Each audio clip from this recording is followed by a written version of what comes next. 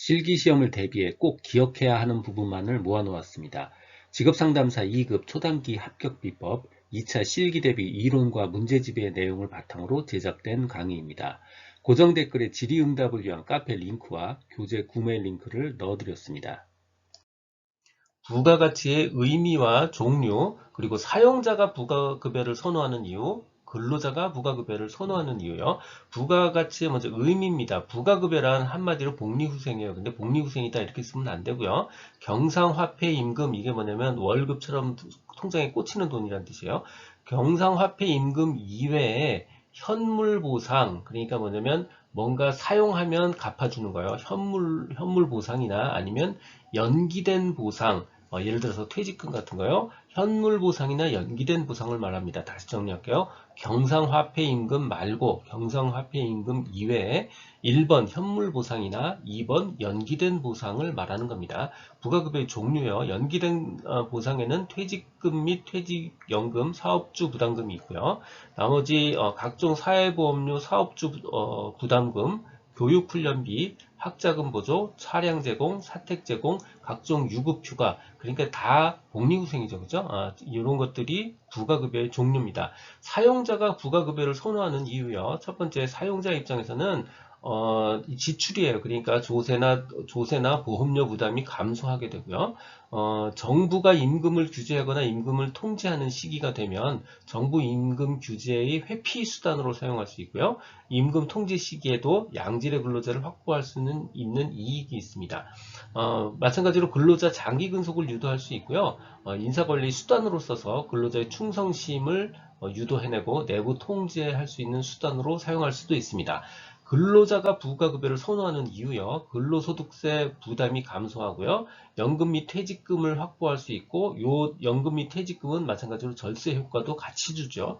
그리고 또 현물을 받을 때는 대량 할인된 가격으로 현물을 받아요. 그래서 대량 할인된 현물가치 이익이 있습니다.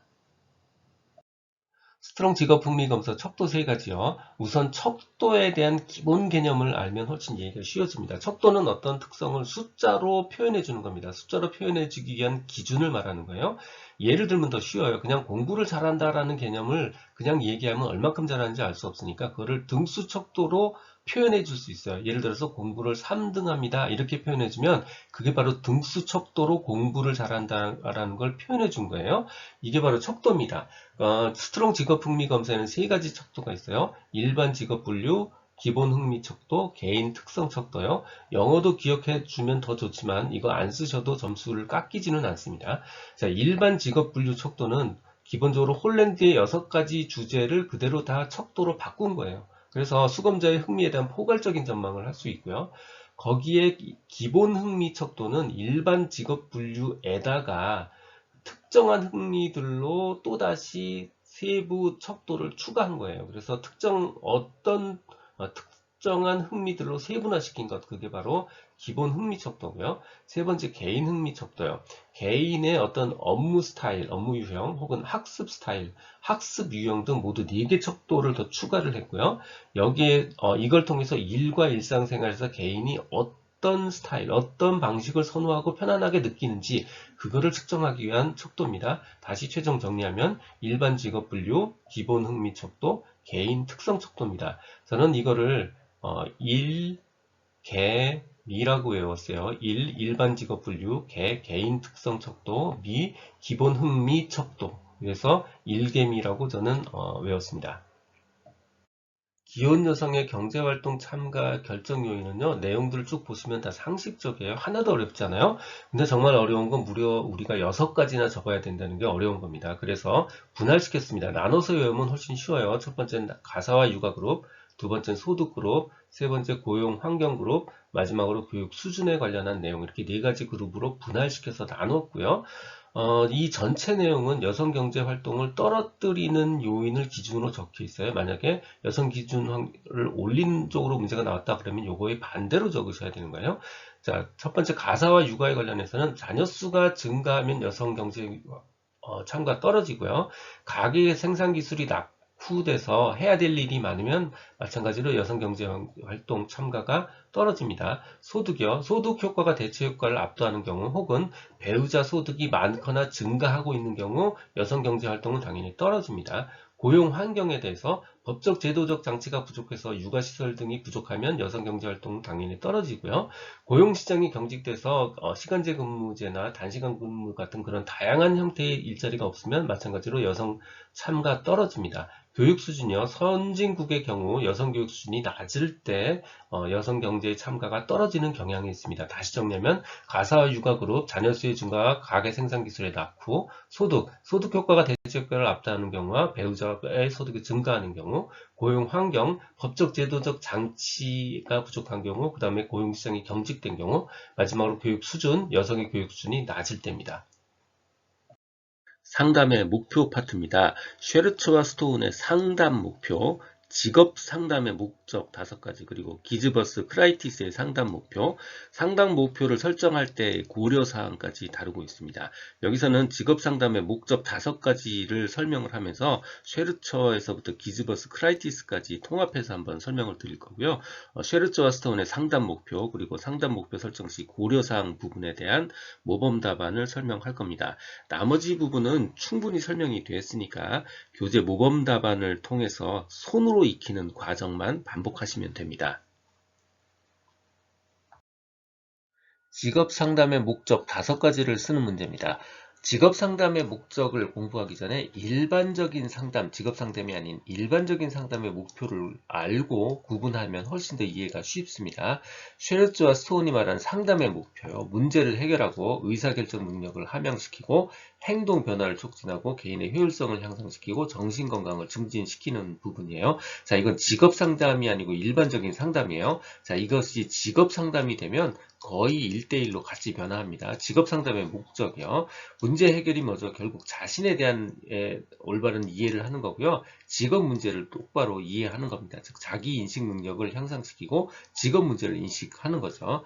의사결정 능력을 함양시킨다는 건 결국 같은 이야기입니다. 합리적 의사결정 능력을 증진시키는 거고요. 효율성 향상은 정보 탐색 및 활동 능력을 키우는 거고요. 자기를 성장시키는 능력을 기르는 것, 능력 기르기 바로 효율성 향상이고요. 마지막으로 직업에 대한 가치관, 태도 형성, 직업 선택에 대한 책임감, 즉 직업 문제를 증진시키는 거죠. 바로 이게 정신건강의 증진에 1대1로 매칭되는 부분입니다. 그래서 이번 답은 바로 이 부분에 집중하시면 되는 거예요. 자, 나온 길에 기즈버스의 직업 상담의 목표, 바로 처치와 자극, 예언과 발달, 그리고 결함과 유능이 있고요. 크라이티스의 직업 상담의 목표, 바로 문제 해결은 바로 직업 선택에 해당하는 부분이고요. 의사결정 능력 동일하고요. 일반적 적응의 고양, 자기를 성장시키는 능력을 제고시키는 것, 능력 제고, 능력을 키우는 것, 효율성을 향상시키는 것 다 같은 1대1로 매칭시킬 수 있는 부분입니다. 이렇게 한꺼번에 묶어서 기억하시는 게 훨씬 수월한 방법입니다. 쉐르츠와 스톤이 제시하는 상담의 목표요. 일반적인 직업 상담의 목표인 문제 해결과 의사결정 능력의 함양, 요거는 기억이 쉽습니다. 하지만 나머지 세 가지는 추가로 외워주셔야 돼요. 첫 번째, 행동변화 촉진, 개인의 효율성 향상, 그리고 정신건강의 증진입니다. 상담 목표 설정 시 고려사항 4가지요. 목표를 설정할 때니까 첫 글자는 무조건 다 목표입니다. 목표는 이뤄야 되고 목표는 이래야 되고 목표는 이러해야 되는 거예요. 자, 첫 번째 목표는 구체적이어야 되고요. 두 번째 목표는 실현 가능해야 되고요. 세 번째 목표는 내담자가 원하고 바라는 것이어야 되고 요 세 가지 굉장히 명백하죠. 마지막 목표는요. 상담자의 기술과 양립 가능해야 돼요. 그러니까 상담자가 다룰 수 있는 어떤 것이어야 된다는 뜻이에요. 상담자의 기술과 양립 가능해야 됩니다. 슈퍼가 제안한 발달적 직업 상담 6단계를 순서대로 쓰시오. 대표적인 남기형이죠. 첫 글자를 따서 문심자, 현태, 의입니다. 이거 1차에서도 굉장히 많이 했기 때문에 이미 대부분 다 알고 계실 거예요. 지금처럼 그냥 순서대로 쓰라고만 얘기했기 때문에 굳이 설명을 덧붙여야 될 필요 없습니다. 대부분의 문제는 요거 쓰기만 나오고 있고요. 혹시라도 만약에 설명형 문제가 나온다면 굉장히 제목을 반복하는 형태의 설명을 붙여주시면 됩니다. 그냥 그렇게 하면 좀 밋밋하니까 탐색과 현실 검증, 탐색과 검증이라는 어떤 구체적인 작업은 지시적 방법으로 하고요. 나머지 자아 수용 및 통찰, 의사결정 이런 것들은 다 비지시적 방법으로 진행을 합니다. 나머지는 그냥 제목만 붙여주시면 돼요. 심층적 탐색, 심층적 탐색을 하는데 아까 얘기했듯이 지시적 방법으로 하고요. 주제 설정을 한다. 자아 수용 및 자아 통찰, 비지시적 방법, 비지시적 방법이요. 비지적 방법으로 하고 자아 수용과 통찰을 얻기 위해서 명료화 작업을 한다. 현실 검증, 지시적 방법이라고 그랬죠. 탐색과 검증은 지시적 방법이에요. 지시적 방법으로 하고 직업정보 등을 수집한다. 태도와 감정의 탐색과 처리, 현실 검증을 통해서 바로 앞에 거, 현실 검증을 통해서 얻은 태도와 감정의 탐색과 처리를 수행한다. 의사결정, 비지시적 방법이고요. 대안행위까지 포함한 자신의 직업의 의사결정을 내린다. 이렇게 적어주시면 됩니다. 검사 결과를 해석하고 통보하는 방법에 관련된 파트입니다. 틴슬리와 브래들리의 검사 결과를 해석하는 방법 4단계, 검사 결과를 해석하고 그 결과를 전달하는 방법, 또 특히 부정적 결과를 통보하는 방법, 틴슬리와 브래들리의 검사 결과 해석 전 검토 2단계까지 4가지를 다루고 있습니다. 여기에서는 해석 및 결과를 전달하는 부분과 특히 부정적 결과를 통보하는 부분을 기억하기 쉽게 통합해서 설명을 드렸어요. 그러니까 공부할 때는 교재의 정리된 모범 답안을 보면서 손으로 익히는 과정을 빼먹지 마시기 바랍니다. 틴슬리와 브래들리가 제시한 해석 방법 4단계입니다. 좀 쉽게 얘기를 하면요. 상담자가 먼저 준비를 하고요. 그 다음에 내담자를 준비시키고요. 정보를 전달해서 추후 활동을 하는 겁니다. 자, 1단계는 해석 준비 단계예요. 상담자가 준비하는 단계예요. 검사 결과를 파악하고요. 내담자에 대한 정보를 파악합니다. 2단계는 내담자가 해석을 받아들일 수 있도록 내담자를 준비시키는 단계입니다. 검사의 의미를 설명하는 그런 방법들을 사용하죠. 3단계는 정보를 전달하는 단계예요. 해석 및 결과를 전달하고요. 쉬운 용어를 사용하고요. 비평가적 언어로 표현하는 게 좋습니다. 4단계는 추후 활동을 하는 거예요. 내담자가 결과나 관련 자료를 잘 통합할 수 있도록 도와주는 역할을 합니다. 다시 정리하면요. 내가 준비하고 해석 준비 단계, 너를 준비시키고 내담자를 해석을 받아들일 수 있도록 준비시키고 정보를 전달하고 추후 활동을 하는 4단계로 이루어져 있습니다. 두 번째 해석 및 결과 전달 방법은요. 먼저 해석 시 유의사항을 정리를 하고요. 특히 그 중에 결과가 부정적일 때 나타나는 특징적 현상을 좀 추가하면 2가지를 한꺼번에 같이 정리할 수 있습니다. 자, 첫 번째는 공통적으로 내담자 방어를 최소화해야 돼요. 내담자 방어를 최소화해야 되는데 특히 부정적일 경우는 해석이라는 방법을 통해서 내담자 방어를 최소화시키면 도움이 됩니다. 두 번째, 내담자 반응을 고려해야 돼요. 내담자 반응을 고려해야 되는데 특히 부정적인 경우에는 내담자가 충격을 받지 않도록 해야 됩니다. 해석 방법은 쉬운 언어를 사용하고요. 특히 부정적인 경우에는 그냥 전달만 해서는 되는 게 아니고 기계적인 전달은 좋지 않고요. 질적 해석을 추가시켜 줘야 될 필요가 있습니다. 마지막 주의사항이요. 해석 시 유의사항에서는 객관적이고 표준화된 자료를 사용하는 게 중요하고요. 부정적인 경우에는 특히 비밀 보장에 주의해야 합니다. 틴슬리와 브래들리가 제시한 검사 결과 해석 전 검토의 2단계를 묻는 문제입니다. 이건 검사 결과 해석을 들어가기 전, 즉 사전 검토 단계를 물어보고 있는 거예요. 이해의 단계와 통합의 단계로 구분이 되어 있습니다. 이해는요. 검사에 대한 의미를 이해하는 것을 의미하고요. 통합은 검사에 대한 정보와 내담자의 정보를 통합하는 것을 말하는 겁니다. 첫 번째, 이해의 단계요. 내담자 검사 결과 해석을 위해 규준을 참조해서 검사 점수의 의미를 충분히 이해하는 단계입니다. 두 번째는 이해 과정을 통해서 얻어진 검사 정보와 두 번째, 상담자가 그동안 수집한 내담자의 정보를 통합하는 단계입니다. 다시요. 이해의 단계는 검사에 대한 의미를 이해하는 단계, 두 번째 통합의 단계는 검사 정보와 내담자 정보를 통합하는 단계를 말하는 겁니다. 듣고 계신 강의는 직업상담사 2급 초단기 합격비법의 핵심 내용 파트입니다. 2차 실기시험은 손으로 쓰여진 것만 점수로 연결이 됩니다. 눈으로 머리로만 공부하면 실패할 수 있어요. 손으로 직접 쓰며 공부해야 한다는 점 기억 바랍니다. 내용은 충분히 설명드렸지만 실제 출제 사례와 내용을 연결하지 못하거나 모범 답안 작성에서 감점되지 않도록 교재를 통해서 실제 문제 출제 사례와 모범 답안 부분은 꼭 확인해 보시기 바랍니다. 베크의 인지적 오류 4가지를 쓰고 간단한 설명을 요구하는 문제입니다. 인지는 뇌활동이라고 했죠.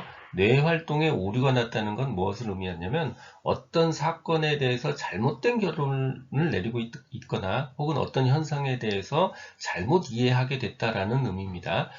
첫 번째 4가지 이분법적 사고, 자의적 추론, 선택적 추상, 과도한 일반화입니다. 우선 이 제목 정확하게 써주셔야 되고요. 첫 번째 이분법적 사고, 흑백 논리라고 하죠. 사건의 의미를 이분법적으로 흑 아니면 백으로 둘 중에 하나로 해석하는 오류, 자의적 추론이요. 증거가 없음에도 불구하고 자의적으로 자기 마음대로 그냥 결론을 내려버리는 거예요. 자의적 추론이요. 선택적 추상, 여러 가지 것들 중에서 선택적으로 자기가 보고 싶은 것 혹은 부분적인 거에만 집중을 해서 다른 건 다 안 보고요. 다른 부분은 무시해서 결론을 내리는 거예요. 특히 부정적인 부분에 집중하는 경향을 의미합니다. 과도한 일반화, 한두 사건을 과도하게 일반화해서 모두 같은 거라고 결론을 내려버리는 것, 과도한 일반화입니다. 다면적 인성검사 MMPI요. MMPI는 성격검사지만 사실 그보다 더 중요한 건 정신병리 판단에 특화된 심리 측정 도구라는 겁니다. 한마디로 정신병원에서 사용하는 심리 도구라는 뜻이에요. 그 중에 타당성 척도 4가지를 쓰고 설명하는 문제고요. 우리가 여기서 알아야 될 거요. 척도의 표기법, 두 번째 척도 이름, 즉 의미겠죠. 그리고 마지막으로 척도의 용도입니다. 그래서 첫 번째 물음표, 척도의 표기 자체가 물음표입니다. 물음표 척도고요. 대답하지 않았다는 뜻이에요. 즉 무응답 척도입니다. 이게 무응답이 많으면 결국 타당성이 검사 결과의 타당성이 의심되죠. 두 번째 L 척도, 라이 척도, 거짓말 척도라는 뜻이고요. 결국 뭔가 자신을 부인한다는 뜻이에요. 자신을 억압하고 부인하는 경우에 나타나는 척도고요. F 척도, 비전형 척도입니다. 그러니까 전형적이지 않은 대답을 하는 사람들의 척도예요. 비전형 척도고요. 보통 사람과는 다른 비전형적인 반응을 나타낸다는 의미죠. 그러니까 결국 불안과 자아 정체성의 고심을 하는 경우에 나타나는 척도입니다. 마지막으로 K 척도요. 커렉션 척도, 교정 척도입니다. 자꾸 뭔가 고친다는 뜻이겠죠. 즉 뭔가 숨기거나 하는 경우가 많다는 뜻이에요. 그래서 정신장애인을 숨기는 피검자, 뭔가 자꾸 바꾸니까 숨기는 피검자를 가려내기 위한 척도고요. 방해심, 경계심이 우려되는 상황입니다. 크롬볼츠가 제시한 진로 선택에 영향을 주는 3가지 요인을 쓰고 설명하는 내용입니다. 첫 번째, 유전적 요인과 특별한 능력, 두 번째, 환경 조건과 특정 사건, 세 번째, 학습 경험, 네 번째, 과제 접근 기술이요. 이거 정확하게 한 용어 그대로 살려서 표현해 주셔야 됩니다. 근데 생각해보면 요즘 상황에서는 이 4가지 그냥 굉장히 상식적이고 누구나 다 알고 있는 내용이에요. 그래서 예를 들어서 유전적 요인과 특별한 능력, 원래 태어나기를 그렇게 유전적으로 우월한 유전자를 가지고 태어나면 훨씬 더 진로 선택에 유리해지죠. 자, 두 번째, 환경적 조건과 특정 사건이요. 예를 들어서 부모 잘 만나서 좋은 환경에서 크고 여러 가지 사건들 많이 경험해보면 훨씬 선택의 폭이 넓어집니다. 예를 들어서 인터넷에 개발되는 환경에서 커야 인터넷에 관련된 진로 선택을 할 수가 있어요. 그러니까 기술의 발달이 진로 선택에 영향을 미치는 거죠. 세 번째, 학습 경험이요. 결국 잘 배운 놈이 유리하다는 뜻입니다.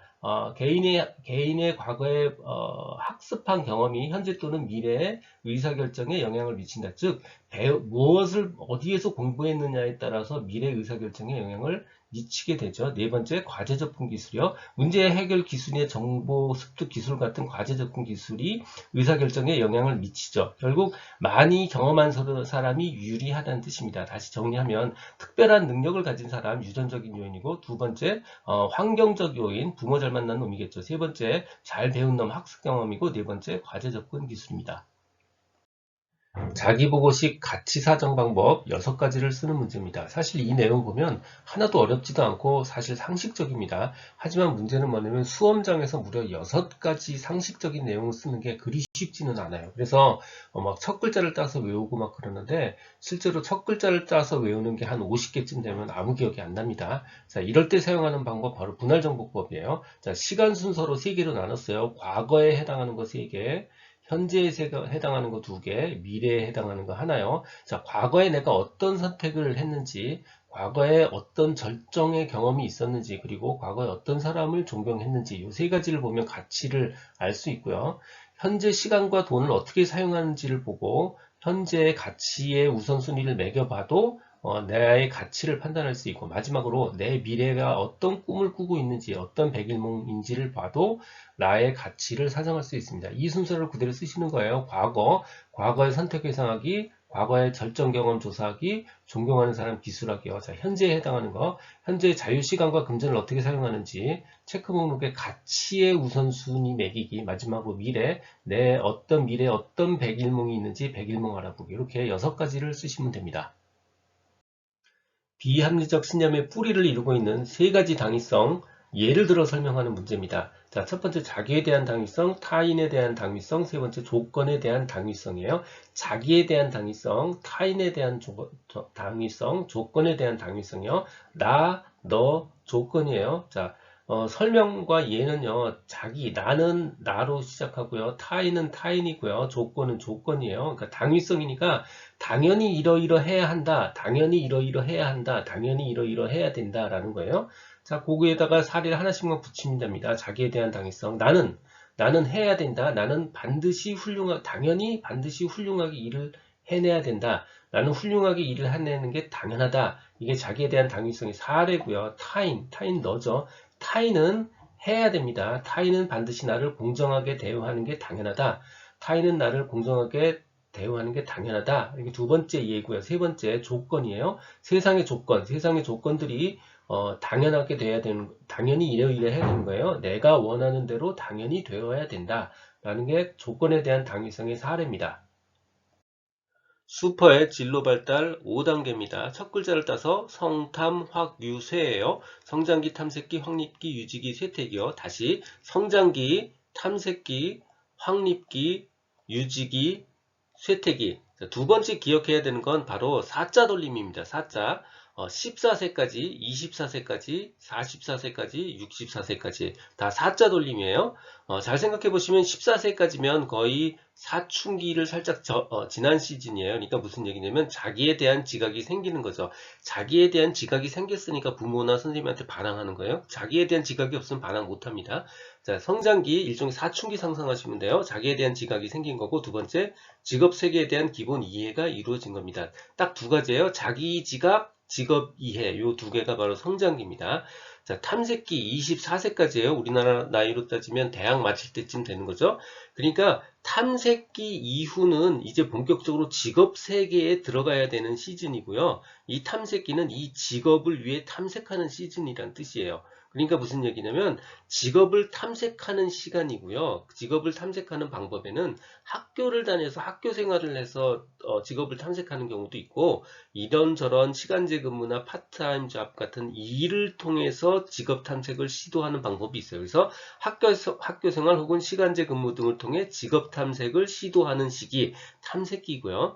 확립기부터는 굉장히 상식적이에요. 확립기 이미 이제 적절한 직업을 구한 거고요. 적절한 직업을 발견하고 구한 거고 종사하는 거예요. 그래서 생활의 터전을 잡고 노력하고요. 유지기는 확고하게 자리를 잡고 안정된 삶을 살고요. 당연히 쇠퇴기는 은퇴하는 시즌입니다.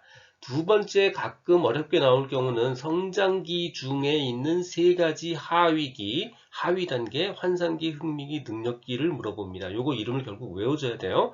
성장기 하위 단계, 환상기, 흥미기, 능력기고요. 흥미기는 흥미가 중요한 요인이고요. 능력기는 능력이 중요해요. 환상기는 욕구가 지배하고요. 흥미기는 흥미가 중요한 요인이 되는데, 왜 흥미가 중요하냐면 진로 결정을 위해서 흥미가 중요한 요인이 돼요. 자, 능력기는 능력이 중요한데 직업의 요구 조건을 고려합니다. 능력을 중요시하면서 직업의 요구 조건을 고려합니다. 이렇게 정리를 하시면 됩니다. 슈퍼의 발달적 직업 상담에서 진단을 위한 세 가지 평가 유형 물어보는 문제입니다. 혹은 진단을 위한 세 가지 평가 유형이란 말 대신에 진단의 방법 세 가지 유형 이렇게 물어보기도 합니다. 사실 같은 문제고요. 자, 답은요. 문제의 평가, 개인의 평가, 예언 평가입니다. 자, 이 문제는요. 슈퍼의 발달적 직업 상담 중에서 특히 직업 상담에 해당되는 내용이에요. 그래서 알고 보면 요 앞에다 직업에 대한 이런 이야기가 포함이 되어 있어요. 자, 첫 번째는 상담자, 내담자의 직업에 대한 문제를 평가합니다. 여기 쓰진 않았지만 내담자의 직업에 대한 문제를 평가하는 거예요. 그러니까 내담자의 직업에 대한 어려움을 평가하고요. 내담자가 직업 상담에 대한 내담자의 기대를 평가하는 거예요. 그러니까 내담자가 가지고 있는 문제를 평가한다는 뜻이고요. 그래서 문제의 평가고요. 두 번째는 내담자의 능력을 평가하는 거예요. 개인의 평가입니다. 내담자의 평가, 개인의 평가예요. 내담자의 신체적, 심리적, 사회적 상태를 평가합니다. 그러니까 한마디로 내담자의 능력을 평가한다는 뜻이에요.